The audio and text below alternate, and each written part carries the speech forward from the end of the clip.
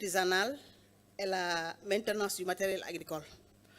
Je voudrais dire d'ores et déjà que cette enquête n'intéresse pas la CISPAR parce qu'on a dit fabrication artisanale et maintenance de la matière agricole. Donc la CISPAR est exclue.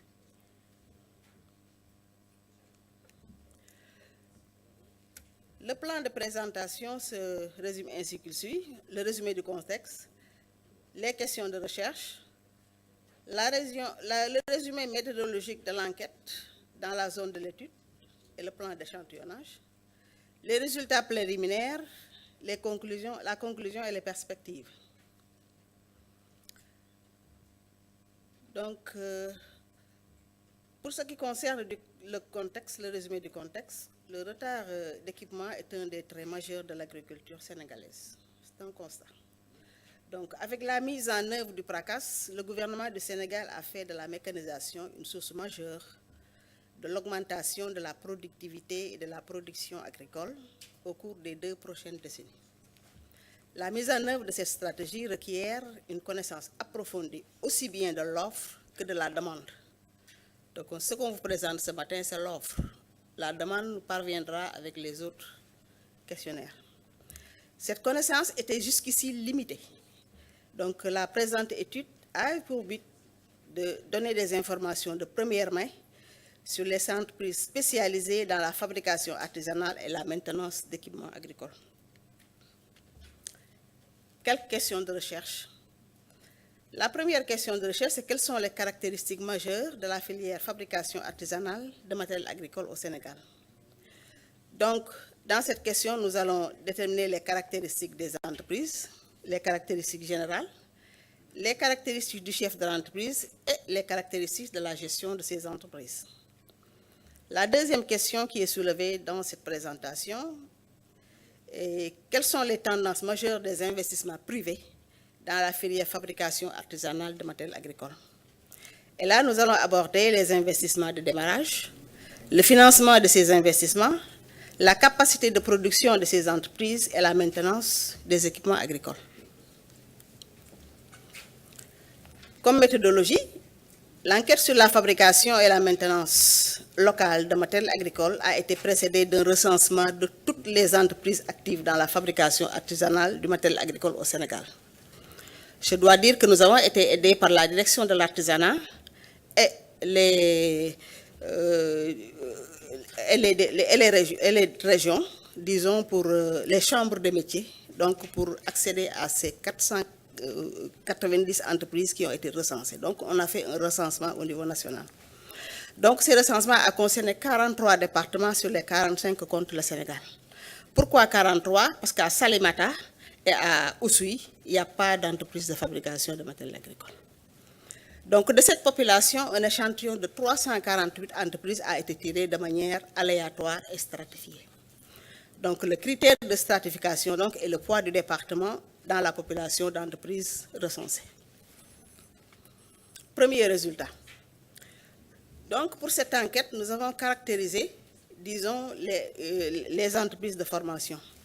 Et quels sont les résultats que... Donc, les questions ont été, disons, traduites en indicateurs. Et pour chaque indicateur, nous avons calculé le résultat. Donc, voilà les premiers résultats généraux. Nous avons vu qu'entre la durée de création et le démarrage des entreprises, il y a juste 2 ans. Nous avons vu que l'âge moyen de ces entreprises est de 16 ans et le nombre moyen d'actionnaires par entreprise est de 1. Maintenant, nous avons remarqué que 84% de ces entreprises étaient informelles au début. Ça concerne le statut juridique. Mais nous avons vu qu'en 2017, il y a une certaine évolution et ces entreprises informelles donc, ne représentent que 80% de la population. Nous avons vu que 38% de ces entreprises ont augmenté la main-d'œuvre entre 2013 et 2016. Également, nous avons vu que 94,5% de ces entreprises sont situées dans un domaine privé agricole. Et nous avons vu également que 19% de la main-d'œuvre utilisée par ces entreprises est une main-d'œuvre familiale. Donc, près de 52% de ces entreprises sont consacrées dans 5 régions du Sénégal et que 92% de ces entreprises sont situées moins d'1 kilomètre de la route praticable. Ça, c'est très intéressant. Après, on verra dans les commentaires. Nous avons vu également que un peu plus de 30% de ces entreprises ont reçu une formation offerte par les acteurs non étatiques dans le cadre de leur activité et qu'à peu près 20% des entreprises ont une relation avec des institutions de recherche. Et en dernier lieu, nous avons vu que ces entreprises-là sont localisées dans 5% seulement des entreprises sont localisées dans une zone intérieure, comparativement avec ceux qui sont situés dans un domaine privé agricole.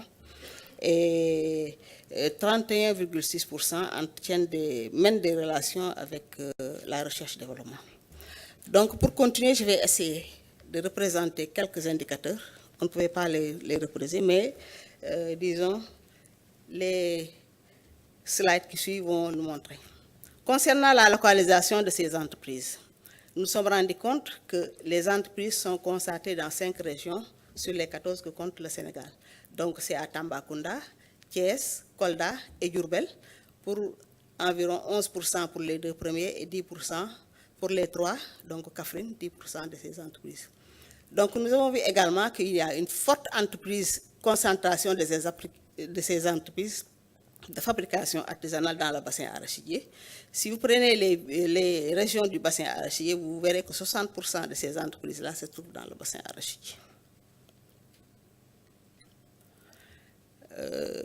Je vous le disais tout dans les résultats que nous avons obtenus, la formation est faite par les structures non étatiques et par le gouvernement. Voilà.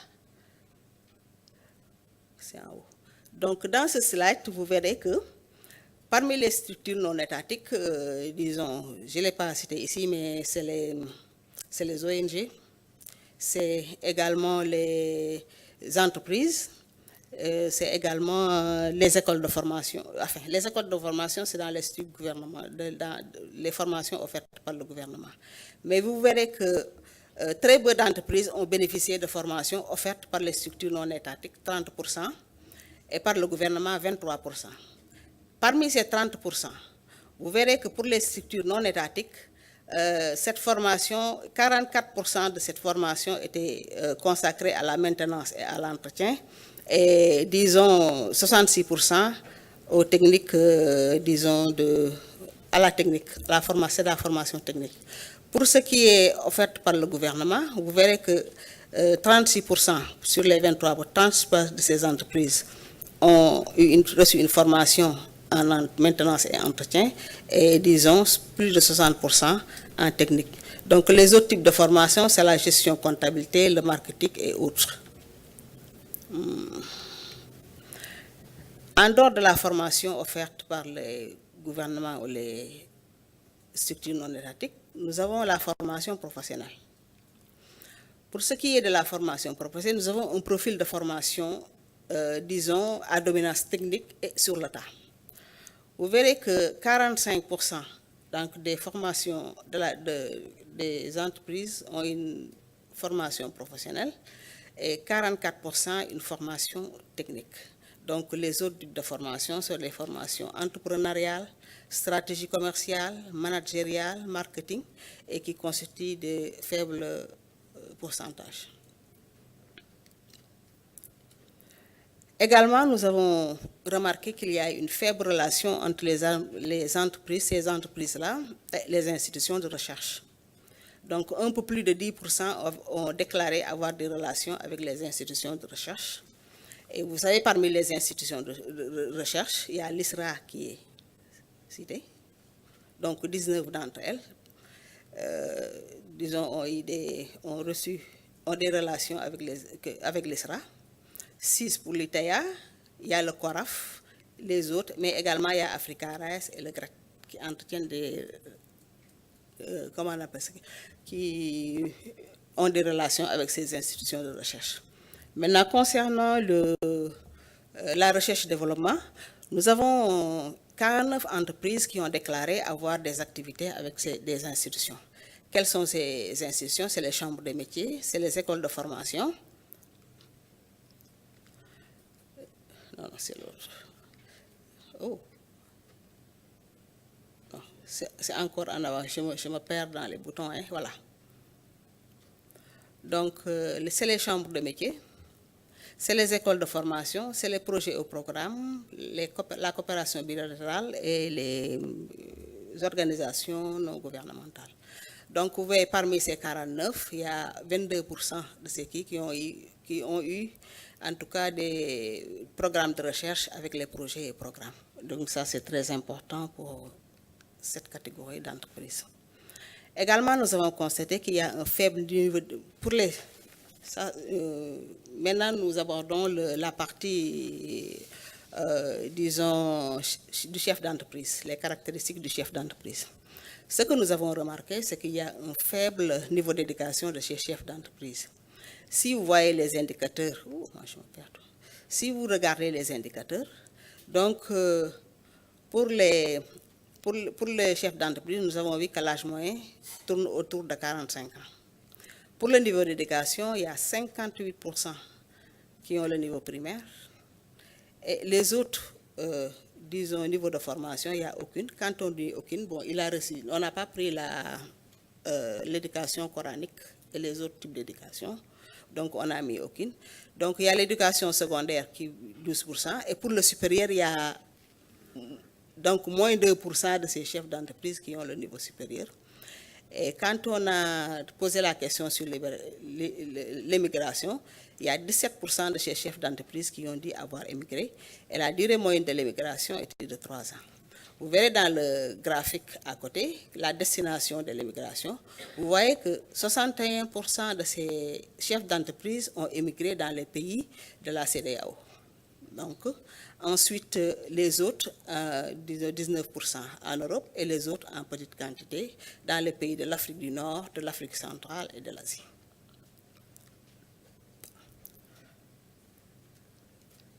Nous passons maintenant aux caractéristiques de la gestion de l'entreprise. Concernant la gestion de l'entreprise, nous avons reçu les résultats suivants. Wow. Donc, presque 82%, 99%, plus de 99% de ces entreprises ont utilisé leur fonds propres pour financer une partie de leur activité. Également, près de 5% de ces entreprises ont utilisé un crédit bancaire pour financer une partie de leur activité. Au démarrage,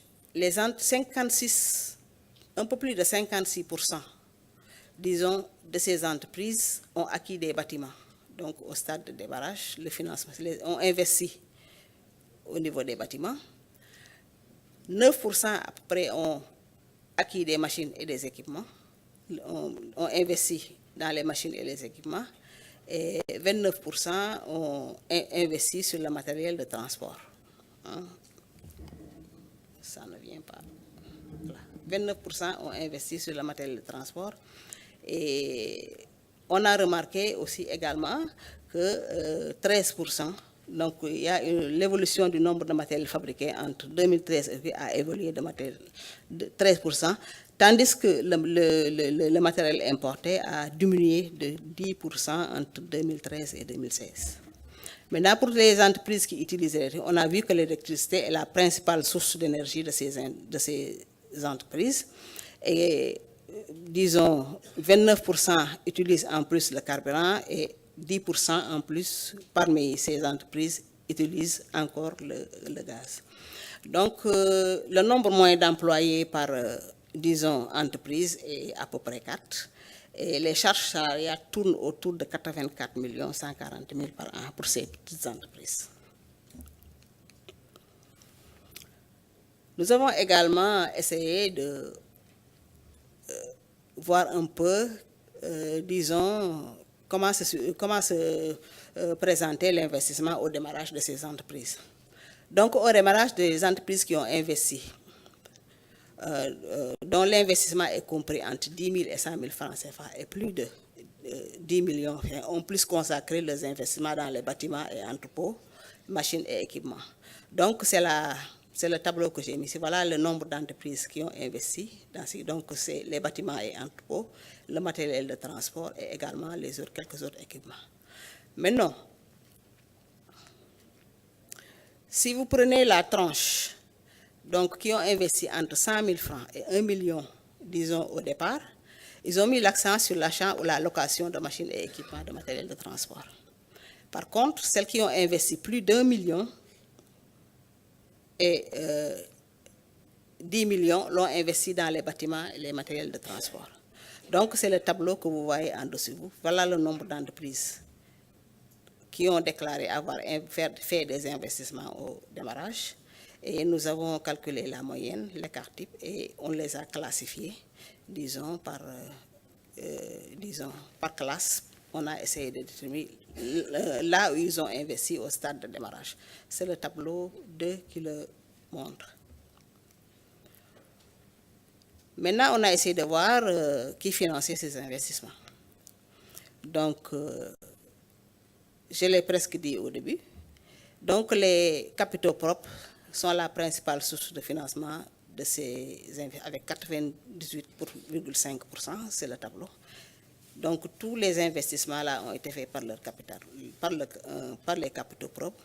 Les autres, ici, il s'agit de l'investissement de l'actif immobilisé, des actifs immobilisés. Et ici, il est de l'investissement, le fonds de roulement. En général aussi, on a vu que ce fonds de roulement aussi a été financé à hauteur de 98,14% par les entreprises. Également, on a essayé de travailler un peu sur la capacité de production de ces entreprises. Ce que nous avons, les résultats que nous vous présentons ici montrent qu'il y a une forte disparité des capacités de production entre les entreprises. Si vous voyez l'ensemble des équipements qui sont fabriqués par ces entreprises, nous avons les charrues, semoirs, usines, batteuses, tout ça, décortiqueuses, milles, riz, arachides, charrettes, souleveurs, moulins, tout ça. Donc, nous avons vu qu'en 2013, la capacité maximale moyenne était de 38% bon, ça c'est les chiffres pour les capacités moyennes maximales pour chaque type de production. Nous avons essayé de voir le minimum et le maximum, donc pour essayer de voir la variation. Et également, nous l'avons fait en 2016 et en 2017. Mais compte tenu de leur capacité maximale de production, nous avons vu que ces entreprises ne produisent absolument rien. Ceci est dû tout simplement, disons, à l'absence, en tout cas, de commandes de la part, disons, des utilisateurs. Donc, le principal client étant l'État, l'État, ils ne peuvent pas accéder aux commandes de l'État. Ils ont une grande capacité parce que nous avons des entreprises qui ont investi au départ plus de 50 millions. Et ces entreprises aujourd'hui ne peuvent pas, disons, accéder aux commandes de l'État. Donc, vous voyez, vous avez des capacités, disons, maximum de production très élevées par rapport à, disons, cette capacité moyenne maximale. Donc, c'est dû à, disons, l'absence de marché de ces producteurs, de ces entreprises. On a essayé également de sortir des informations sur la production moyenne de matériel agricole. Et nous avons vu qu'il y a, dans cette production, une marginalisation des équipements post-récolte, de transformation dans cette fabrication artisanale. Et si vous regardez la liste des matériaux qui sont produits, vous verrez que pour les équipements post-récolte, donc ont un faible niveau, de même que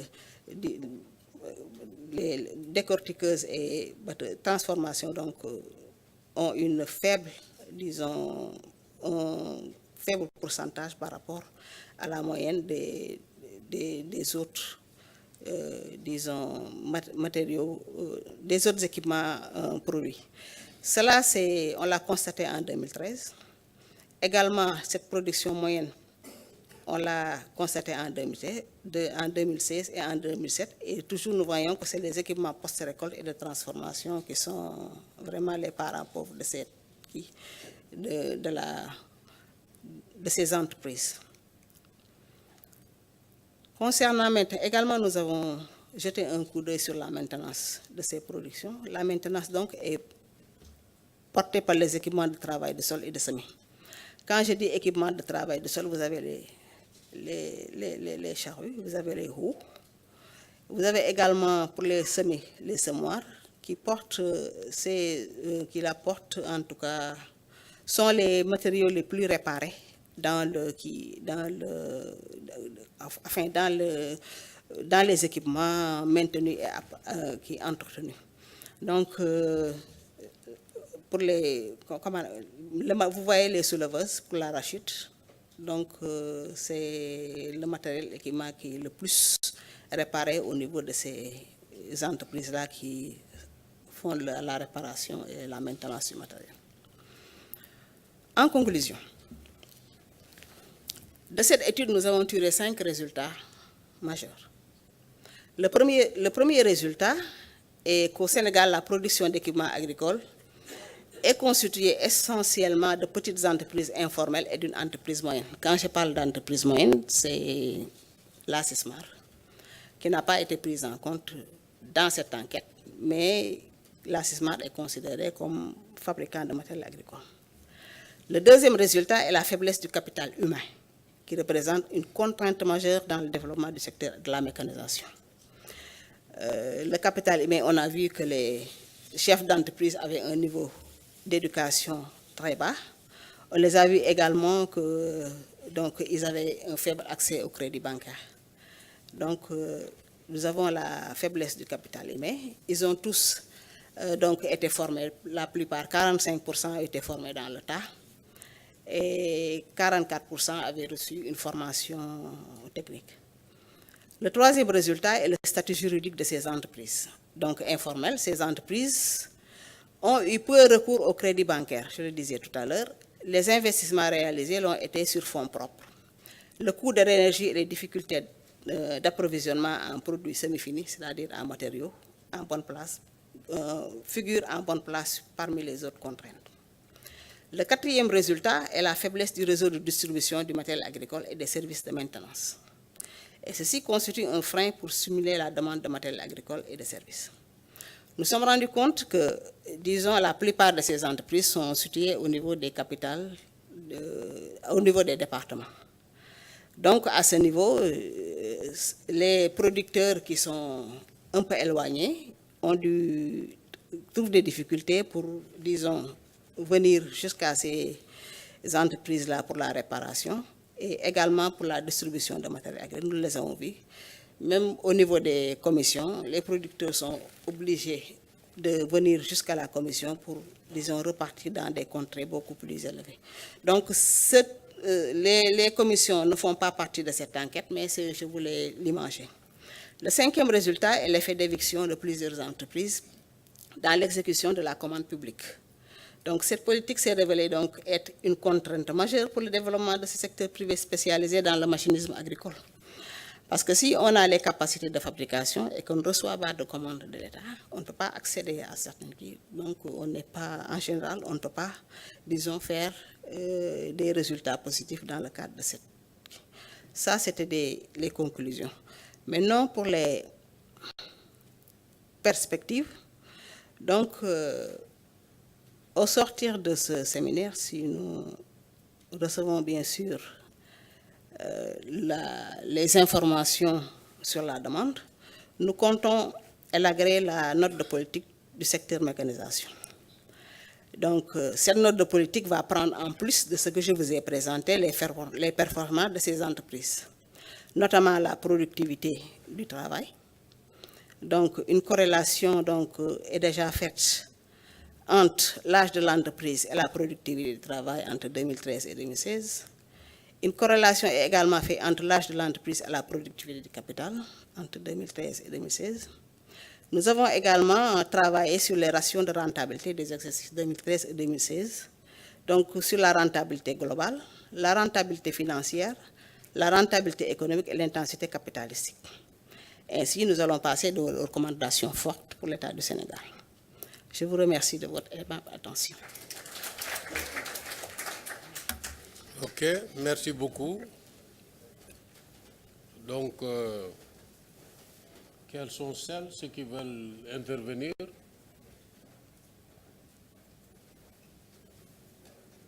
Dans la ligne de Ami Faye, Qu'est-ce qu'il y a qui veut prendre la parole là-bas?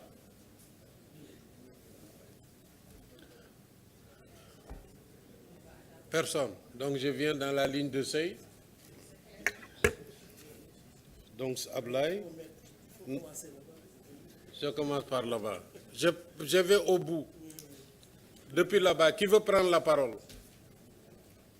Qui veut prendre la parole dans cette ligne? Donc j'ai vu Tal et puis Sey.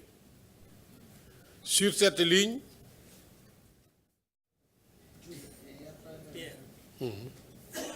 Pierre, ouais. Badiane. Qui d'autre? Ok, allons-y. Donc Tal.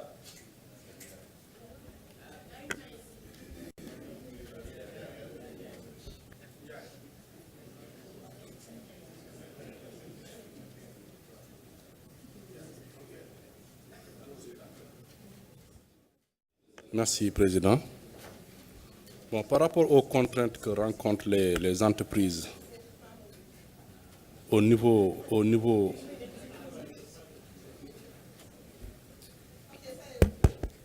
par rapport aux contraintes que rencontrent les entreprises de fabrication de matériel agricole, certes, la difficulté